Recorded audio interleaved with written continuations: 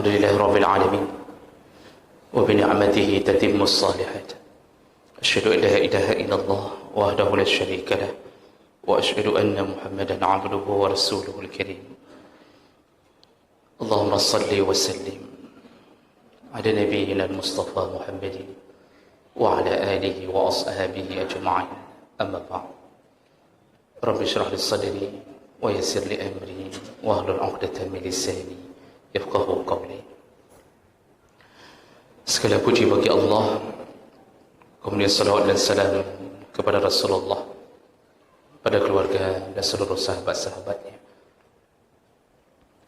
Jemaah salat maghrib dan isya yang Allah muliakan insyaAllah di dunia dan di akhirat.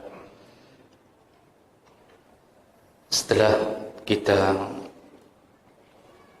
menyelangi pembahasan kita dengan fadilah puasa sunnah Syawal, maka pada malam ini kita kembali menyempurnakan pembahasan seputar Al-Quran.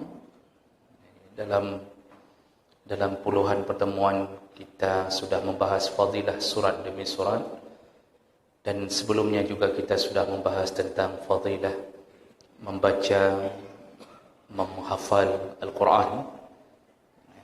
Malam ini insyaAllah kita sempurnakan pembahasan dengan judul fadilah mendengarkan bacaan Al-Quran. Jadi, apa keutamaan orang-orang yang suka mendengarkan Al-Quran? Ada kalanya kita menjadi pembaca, ada kalanya kita tidak sempat membaca. Kita hanya sempat mendengarkan di waktu-waktu tertentu. Nah, apakah mendengarkan ini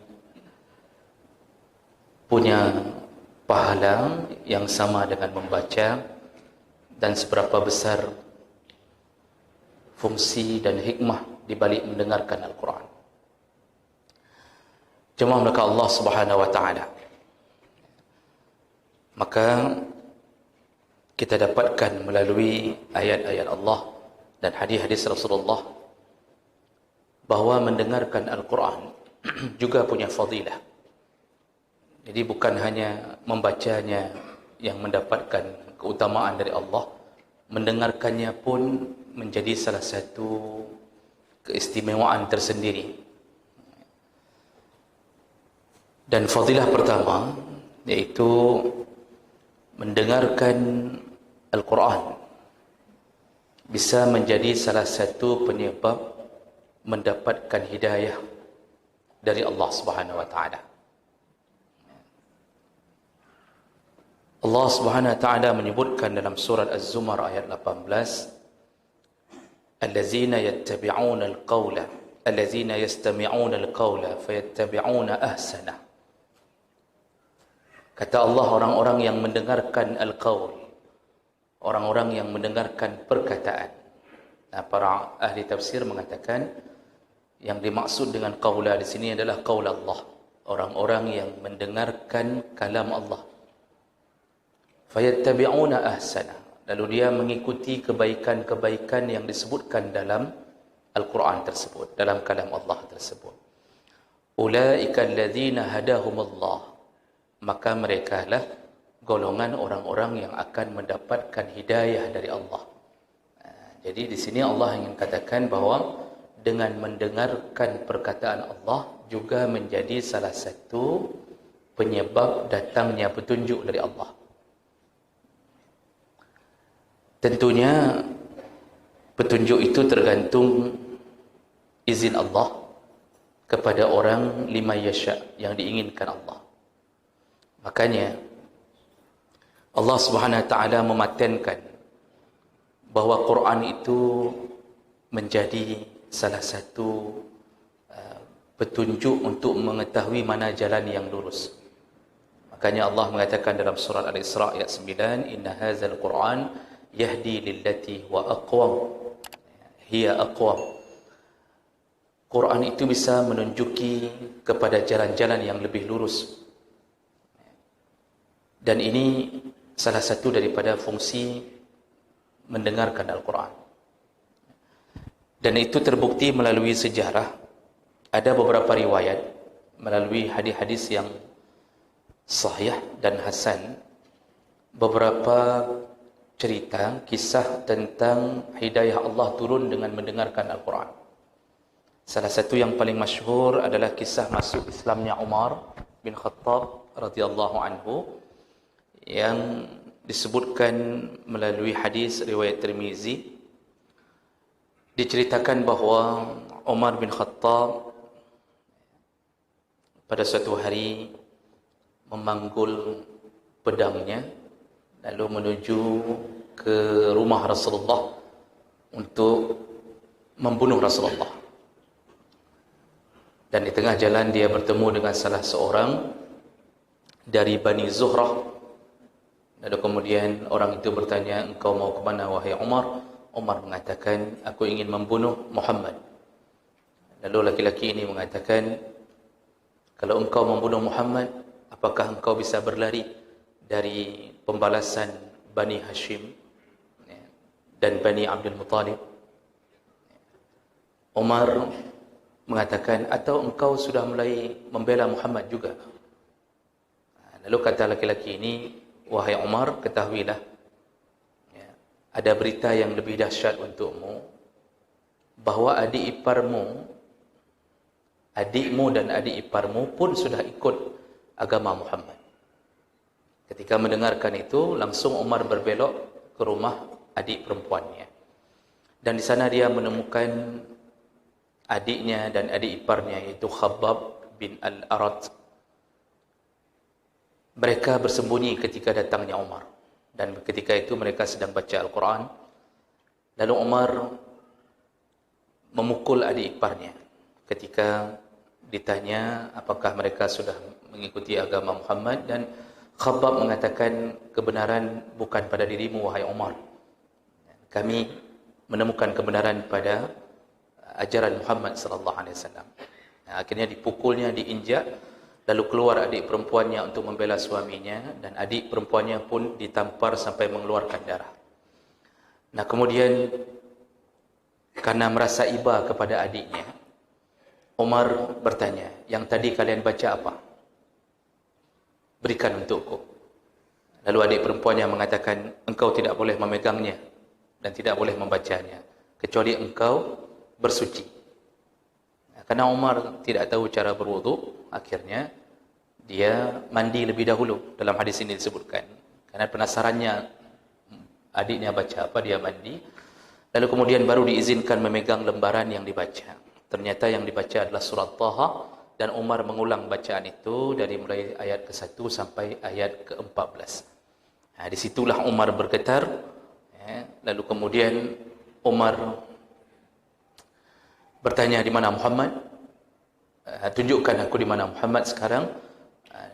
Aku akan mengikuti agama Muhammad." Disitulah baru gembiranya adiknya. Jadi Umar ini mendengarkan bacaan membuat penasaran, dan ujung-ujungnya ternyata mendapatkan hidayah dari Allah dengan mendengarkan bacaan adiknya, walaupun kemudian dia mengulangnya kembali. Ini menunjukkan salah satu kuasa Allah. Allah bisa beri hidayah kepada orang-orang yang mendengarkan Al-Quran dengan seksama. Cuma bedanya, kalau mau mendapatkan hidayah dari Allah, kita harus faham apa yang dibaca. Banyak orang yang baca Quran tapi tidak faham apa yang dibaca. Ini yang kadang-kadang kita dapat pahala, menenangkan hati, tetapi kita tidak tahu apa isinya. Padahal Al-Quran diturunkan untuk direnungkan, ditadabburkan. Jadi bukan hanya untuk dibaca saja. Maka banyak orang hari ini tidak takut dengan apa yang Allah ancam dalam Al-Quran, karena dia tidak tahu apa yang sedang Allah ancam. Dan banyak orang yang tidak bergembira dengan kabar gembira dari Allah, karena dia tidak tahu Allah sedang menjanjikan apa. Maka ketika kita melewati ayat-ayat tentang neraka, kita tidak menangis. Kita melewati ayat-ayat tentang surga, kita tidak tersenyum, karena kita tidak tahu apa yang sedang kita baca. Dan itu menjadi salah satu kekurangan kita, sehingga banyak orang tidak mendapatkan petunjuk untuk meninggalkan maksiat melalui bacaan-bacaan Al-Quran. Jemaah belaka Allah, kisah lain yang disebutkan di dalam kitab Siyar A'lamin Nubala dan juga disebutkan dalam beberapa riwayat dan dalam beberapa tafsir, Raja An-Najasyi ketika Ja'far bin Abi Talib hijrah ke tempat Raja Najasyi, iaitu Ethiopia, dan mereka diterima oleh Raja Najasyi, kata Ummu Salamah. Jadi Ummu Salamah ikut hijrah waktu itu. Mereka diterima dengan baik, dan Raja An-Najasyi mengumpulkan semua pendeta. Di saat itu dia beragama Nasrani. Dia kumpulkan semua pendeta, lalu dia berkomunikasi dengan Ja'far, bertanya kenapa mereka hijrah ke sini. Di situ Ja'far menyebutkan, kami dulu orang-orang jahiliyah, kami saling membunuh, kami saling merampok, kami melakukan kejahatan, kami saling mencaci, sampai datang seorang utusan Allah bernama Muhammad. Hari ini kami mulai berbaik-baik sesama kami. Kami mulai mengenal Tuhan kami. Kami meninggalkan penyembahan berhala dan seterusnya. Jadi Ja'far menceritakan kronologis kenapa dia hijrah ke tempat itu. Lalu Raja Najasyi mengatakan, coba baca, kalau benar Muhammad itu seorang Rasul, coba baca wahyu-wahyu yang turun dari Tuhannya. Lalu Ja'far membaca surat Maryam. Sengaja dibaca surat Maryam karena berhadapan dengan kelompok orang yang beragama Nasrani. Dan ketika mulai dibacakan surat Maryam, Raja An-Najasyi terpekur mendengarkan ayat demi ayat, dan mereka faham apa yang dibaca. Ketika itulah dalam riwayat disebutkan Raja An-Najasyi berkata setelah dibacakan surat Maryam, demi Allah, tentunya demi Allah ini yang maksud demi Allah Tuhan mereka di saat itu, inilah yang diajarkan oleh Isa alaihissalam dan berasal dari sumber yang sama. Maka kalian, maksudnya kepada Ja'far, dia mengatakan, kalian tinggallah tempat kami dan kami tidak akan menyerahkan kalian kepada orang-orang yang jahat. Kami tidak akan menyerahkan kembali kepada orang yang mengejar Ja'far ke tanah Ethiopia. Raja Najasyi menangis terus-terusan dan sampai akhirnya dia masuk Islam, dan Allah turunkan surat Al-Ma'idah untuk menjelaskan tentang keadaan Raja Najasyi pada saat itu. Surat Al-Ma'idah ayat 83, Allah katakan, wa iza sami'u ma unzila ila rasul tara a'yunahum tafidhu minad dam.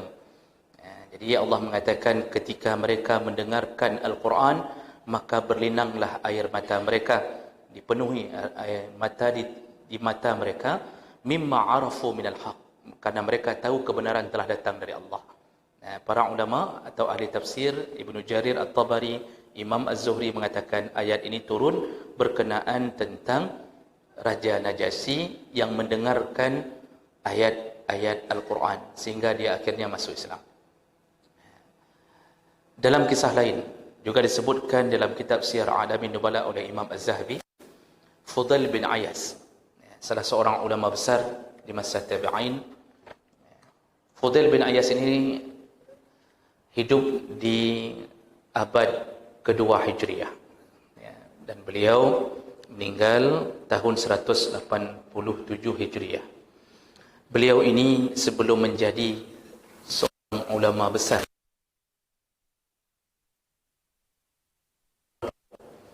jadi dikenal Fudail raja rampok begal terbesar, dan daerah kekuasaannya yaitu dari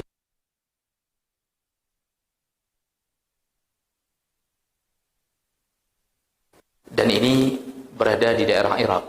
Jadi orang-orang yang melewati daerah tersebut pasti dirampok oleh Fudail, dan semuanya takut kepada Fudail karena dia akan membunuh orang-orang yang melawan. Nah, sehingga dikisahkan beliau ini jatuh cinta kepada seorang muslimah yang taat, sehingga saking cintanya pada suatu hari beliau memanjat tembok untuk menemui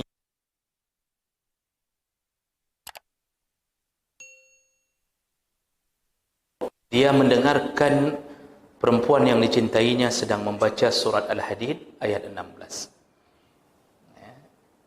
yang isinya tentang telah tiba waktu untuk orang-orang yang beriman untuk tunduk hati mereka kepada mengingat Allah dan seterusnya.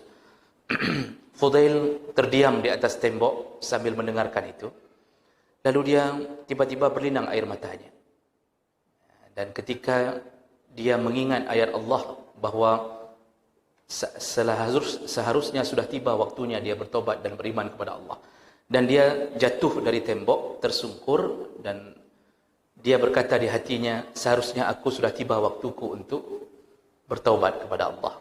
Nah, lalu dia pulang, dan ketika di malam hari, dia berada di jalur yang dia biasa kuasai, dia menemukan sekelompok kafilah tidak berani melewati jalur tersebut. Sedangkan dia ada di jalur tersebut di dalam kegelapan. Dia mendengarkan kelompok kafilah itu mengatakan, kita tunda perjalanan. Sebaiknya kita jangan lewat dulu jalur ini karena ada Fudail. Lalu dia mengingat begitu buruknya Fudail di mata kaum muslimin. Semua orang takut kepada Fudail. Jadi dia menghisap-hisap dirinya, sungguh jahat diriku katanya. Aku telah membuat kaum muslimin tidak merasa aman di jalan mereka. Disitulah kemudian Fudail berikrar untuk bertaubat kepada Allah, dan setelah itu dia benar-benar menjadi orang yang bertaubat dan dia mengabdikan dirinya dalam ketaatan sampai dia dijuluki haram.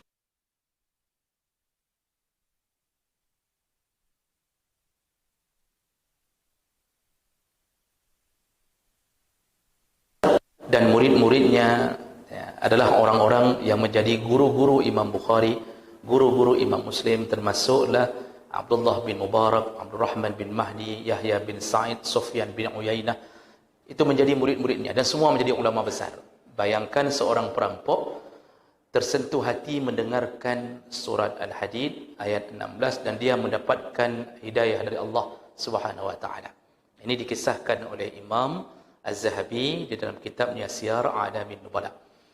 Bahkan jin pun ikut merasa takjub dengan bacaan-bacaan Al-Quran.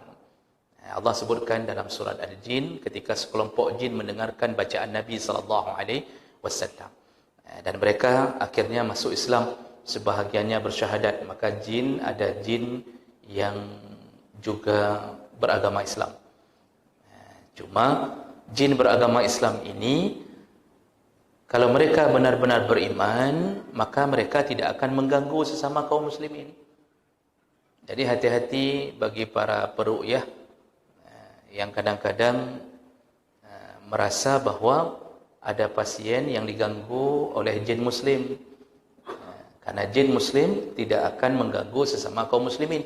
Tapi mereka dalam beberapa hadis, saya pernah baca beberapa hadis, kisah beberapa sahabat yang salat kemudian diikuti oleh mereka. Ada beberapa hadis yang menyebutkan ada sahabat-sahabat yang salat di tengah malam, lalu mendengarkan ada orang yang menyahut takbir mereka. Jadi dia salat sendiri, ketika takbir di belakang ada yang menyahut Allahu Akbar, Sami Allahu liman hamidah, di belakang pun nyahut, padahal orang tidak ada.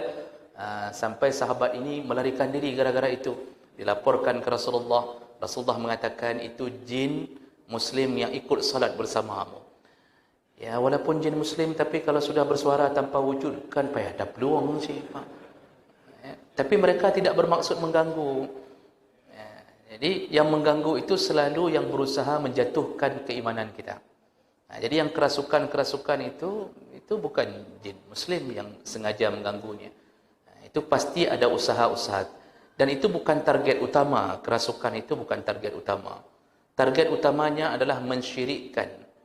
Itu hanya jembatan agar orang yang kesurupan mau menemui dukun. Kalau sudah bertemu dengan dukun, maka akan menjadi jembatan menuju ke syirik. Disuruh pasang jimat, disuruh tumbal ini, tumbal itu. Itu target akhir, menuju ke syirik. Sedangkan yang proses itu hanya proses supaya orang bisa menjadi sesat yang sebenarnya. Jadi jemaah maka Allah Subhanahu wa taala, Ini fadilah pertama, bahawa mendengarkan ayat Al-Quran itu bisa menyebabkan mendapatkan hidayah. Dan hidayah itu bukan hanya maksud hidayah kita dari orang kafir menjadi Muslim. Karena hidayah itu ada dua. Ada hidayatul irsyad, ada hidayatul taufiq. Hidayatul irsyad, hidayah dari kekafiran mendapatkan petunjuk untuk mengenal jalan yang benar, maka dia menjadi muallaq.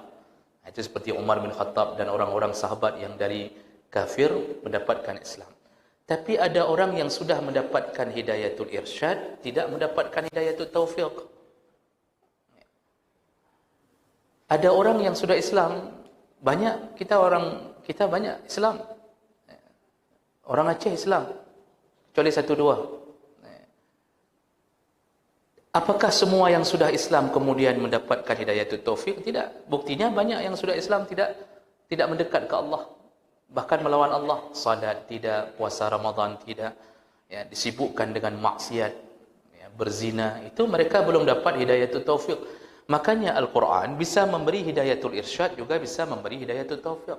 Nah, seperti kisah Fudail bin Iyas tadi, ya, ini ulama besar ini, dia sudah Muslim.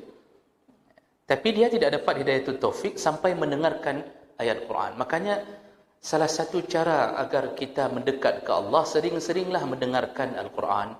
Tapi usahakan faham. Usahakan faham. Dia Bapak Ibu maka Allah SWT, untuk bisa memancing agar kita faham, kalau mendengarkan, usahakan yang ada terjemahannya, Pak. Kalau kita mendengarkan rekaman atau bacaan, itu ada yang sudah diproses, satu ayat lalu dibaca terjemah, satu ayat dibaca terjemah. Itu 30 juz ada. Silakan download di Google, di mana ajalah boleh. Yang bacaan 30 juz beserta terjemah. Jadi kalau dipasang di mobil, di rumah, dibaca satu ayat lalu kemudian dibacakan terjemah, maka duduk dengarkanlah. Kadang-kadang hati kita bisa mendapatkan hidayatul taufik dengan mendengarkan ayat-ayat tentang keagungan Allah, ya, keagungan makhluk-makhluk yang dicipta Allah, keagungan surga Allah, mendengarkan dahsyatnya neraka. Itu baru kadang-kadang duduk menangis sendiri. Ini sudah mulai mendapatkan, tapi syaratnya fahami. Paling kurang kalau kita enggak faham bahasa Arab, dengarkan yang ada terjemah.